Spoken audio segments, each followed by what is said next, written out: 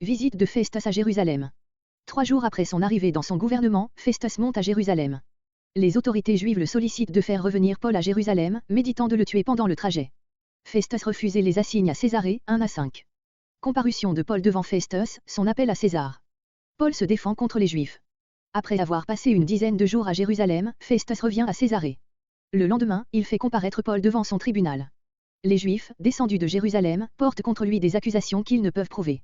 Paul se défend d'avoir manqué à l'égard de la loi ou à l'égard de l'empereur, 6-8.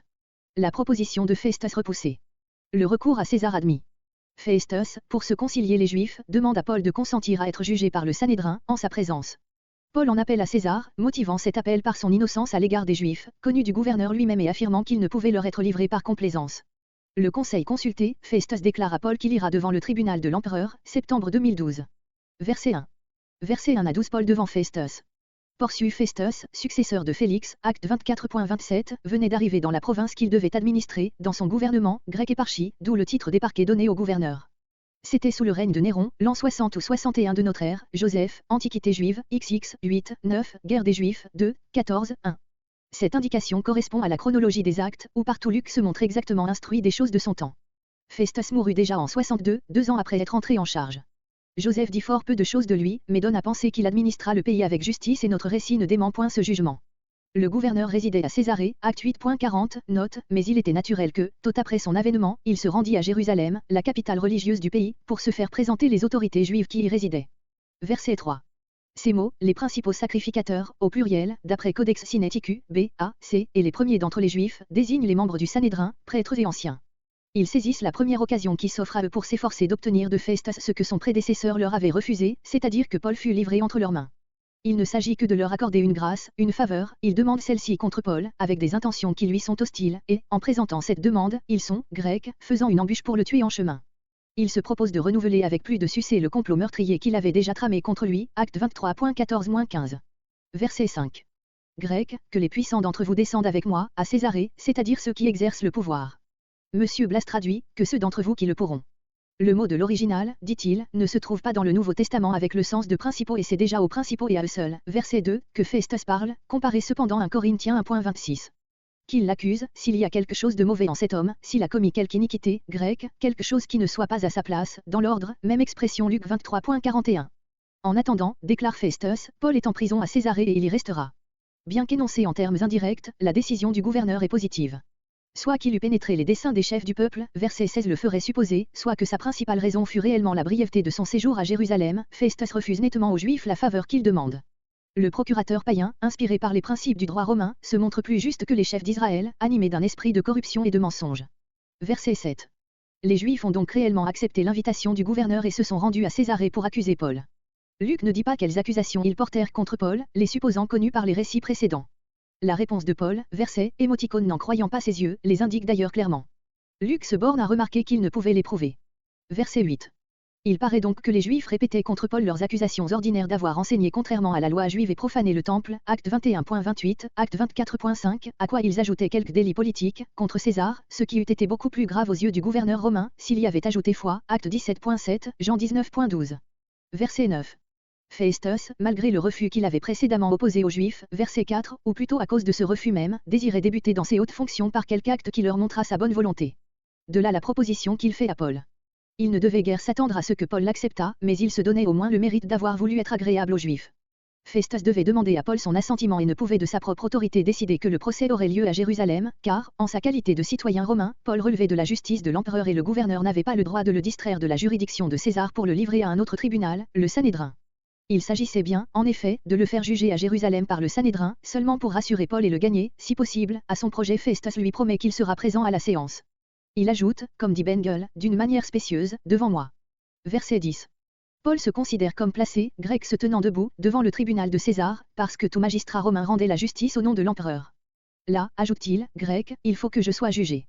Et il donne les raisons de ce catégorie qu'il faut. C'est d'abord qu'il est innocent à l'égard des Juifs et peut, par conséquent, récuser leur juridiction. Les Juifs, je ne leur ai fait aucun tort. Et ici il en appelle à la conscience de son juge lui-même, comme toi aussi tu le reconnais très bien, Paul le conclut de la proposition que Festus vient de lui faire, verset 9, Festus ne laisserait pas libre de choisir ses juges un homme qu'il croirait vraiment coupable. Comparez aussi le récit de Festus, versets 17 à 19. Verset 11. Les Juifs écartés, reste César à qui il m'accuse d'avoir manqué, s'il en est ainsi, si, grec, je suis dans l'injustice, si j'ai commis une action digne de mort, qu'on me mette à mort, mais si cette seconde accusation est aussi fausse que la première, nul ne peut, selon les règles du droit, me livrer à eux, grec me livrer par grâce, par faveur, par complaisance pour eux. Parole qui devait être toute puissante sur la conscience d'un magistrat romain. Paul conclut en prononçant, selon le droit de tout citoyen romain, la parole décisive, Jean appelle à César. Sans aucun doute, l'apôtre parle avec tant d'assurance, parce qu'il a dans la pensée la promesse de son maître, acte 23.11. Verset 12. Chaque magistrat romain avait un conseil, dont les membres portaient le titre d'assesseur, ils devaient prendre leur avis dans les cas graves. L'appel à l'empereur pouvait être écarté lorsque les motifs invoqués étaient manifestement insuffisants. Festus annonce à Paul que sa demande est accueillie et ainsi s'accomplit la destinée de l'apôtre. Verset 13. Festus expose à Agrippa le cas de Paul. Agrippa et Bérénice viennent à Césarée saluer Festus. Celui-ci parle au roi du prisonnier que Félix lui a laissé, il raconte les sollicitations que lui adressèrent à Jérusalem les autorités juives, son refus de le leur livrer sans jugement, le procès ouvert à Césarée, où les Juifs présentèrent des griefs tout différents de ceux qui l'attendaient, des dissentiments d'ordre religieux, relatifs à un certain Jésus, mort, que Paul prétendait être vivant, il ajoute que Paul a rejeté sa proposition d'être jugé à Jérusalem et en a appelé à l'empereur. Agrippa exprime le désir d'entendre Paul. Festus lui dit qu'il l'entendra le lendemain, 13 à 22. Paul comparaît en audience solennelle devant Agrippa et Bérénice. Le lendemain, se réunit une assemblée brillante, Agrippa et Bérénice, des officiers, les principaux personnages de Césarée. Paul est amené. Festus le présente au roi, disant que les Juifs ont réclamé son supplice, mais qu'il n'a trouvé en lui rien qui méritât la mort, qu'il a résolu de l'envoyer à César, mais ne sait qu'écrire à son sujet, telle est la raison pour laquelle il le fait venir devant le roi, car il lui paraît absurde d'envoyer un prisonnier sans indiquer les charges relevées contre lui, 23 à 27. Versets 13 à 27. Visite d'Agrippa et de Bérénice. Saluer signifie rendre ses hommages, car Agrippa, malgré son titre de roi, devait cet acte de courtoisie aux représentants de l'empereur dont il était le vassal. Hérode Agrippa II était le fils de celui dont la mort a été racontée acte 12.20 et suivant. L'empereur Claude, à la cour duquel il avait été élevé, lui avait donné, vers l'an 50 avec le titre de roi, la petite principauté de Chalki dans le Liban avec le droit de faire la police du temple et de nommer le souverain sacrificateur. En 53, il reçut, en échange de Chalki, les tétrarchies de Philippe et de Lysania, au nord-est de la Palestine, Luc 3.1. Ces domaines furent encore agrandis par Néron. Il vécut jusqu'à la troisième année du règne de Trajan, 98 à 117. Ce prince résidait ordinairement à Jérusalem. Doué de quelques bonnes dispositions, mais faible, il reçut une vive impression des paroles de Paul, acte 26.28. Bérénice était la sœur d'Agrippa II et vivait alors avec lui. Veuve d'un prince de Chalki, son oncle, elle épousa en secondes noces Polémon, roi de Cilicie, mais bientôt elle se sépara de lui pour revenir vivre avec son frère. Plus tard, elle devint célèbre comme favorite de Titus, Suétone, 7. Racine l'a représentée, en l'idéalisant, dans sa tragédie de Bérénice. Verset 15. Le texte supporte, demandant son jugement. La variante de Codex Sinaiticus, B, A, C, sa condamnation, est admise par tous les critiques. Elle exprime mieux la haine des Juifs. Verset 16. Le terme livrer un homme par grâce, par faveur marque la réprobation que soulève chez ce Romain une demande aussi contraire au droit. Le texte supporte, livrer un homme à la mort ou à la ruine, contre Codex Sinaiticus, B, A, C, version. Verset 19. Festus, par égard pour Hérode, désigne les croyances des Juifs par un terme qui ne se prenait pas nécessairement en mauvaise part et signifiait, selon l'étymologie, crainte des dieux, comparé acte 17.22, deuxième note. Par l'emploi de ce terme, il évitait de formuler sa propre appréciation de ses croyances, qu'il tenait sans doute pour des superstitions. Le gouverneur romain parle d'un certain Jésus avec une superbe indifférence, que son ignorance excuse et qui est bien moins coupable que la haine des Juifs. L'opinion de Paul que Jésus vit, c'est-à-dire qu'il est ressuscité, ne trouve guère de crédit chez Festus, il le marque en employant un mot méprisant qui revient à dire, Paul prétend avec une certaine vanterie, comparé Romains 1.22. Verset 21. Grec, en ayant appelé, demandant, à être réservé, ou gardé en prison, pour la connaissance de Sébastos. Sébastos signifie, celui qui doit être vénéré. Augustus avait pour les Romains le même sens et tous les empereurs ont porté ce titre depuis Octave. Verset 22. Comme juif, Agrippa dut éprouver quelque intérêt pour d'homme dont Festus venait de lui parler, de là son désir de l'entendre lui-même. Grec, je voulais l'entendre, l'imparfait n'indique pas que son désir fût déjà ancien, mais qu'il en subordonne la réalisation au bon plaisir de Festus. Le gouverneur, de son côté, ne demandait pas mieux, espérant que l'opinion du prince juif pourrait l'aider à sortir de l'embarras où il était, versets entre 20 et 26. C'est ce que donne à entendre sa prompte réponse, demain tu l'entendras. Verset 23. Il faut bien se rendre compte de la nature de cette assemblée et du but du discours que Paul y prononcera, acte 26. L'apôtre en a appelé à César, le gouverneur a prononcé que cet appel aura son effet, verset 12. Il ne s'agit donc plus ici d'un jugement. Si Festus a choisi la salle d'audience, c'est que c'était sans doute le local le mieux approprié à une telle assemblée, s'il y invite les chefs des cohortes, il y en avait 5 à Césarée, Joseph, guerre des Juifs, 3, 4, 2, et les principaux personnages de la ville, c'était pour faire honneur au roi Agrippa. Il désirait connaître l'opinion de celui-ci sur ce singulier prisonnier, dont il ne savait que penser. Il le croyait innocent, verset 25, mais en présence de l'insistance des Juifs à l'accuser, il était bien aise de pouvoir s'appuyer de l'avis d'un prince de leur nation. L'assemblée ainsi formée, l'apôtre fut amené, chargé de chaînes, acte 26.29. Verset 24.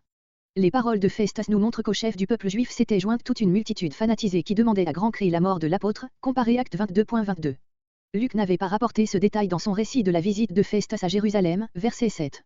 Verset 25. Telle est la traduction la plus autorisée du texte de Codex Sinaiticus, B.A.C. Le texte supporte, ayant reconnu qu'il n'a rien fait, et lui-même en ayant appelé, j'ai résolu. Mais l'innocence reconnue de Paul n'était pas un motif de l'envoyer à César, tout au contraire. Acte 26.32. Verset 27. L'enquête ou plutôt le simple examen du cas de Paul ne devait pas être suivi d'une sentence, puisque son sort était déjà officiellement réglé, verset 12. Mais le gouverneur, en envoyant Paul à Rome, devait écrire au maître, grec au seigneur, titre adopté par les successeurs de Tibère, c'est-à-dire faire un rapport. Or, ne trouvant en Paul aucun délit politique et n'ajoutant pas foi aux accusations religieuses des Juifs, qu'il ne comprenait même pas, on conçoit qu'il n'eut rien de certain à écrire. Et comme un tel procédé serait déraisonnable, il espérait que le résultat de l'entrevue avec Paul et la vis d'Agrippa pourrait le tirer de cette position embarrassée.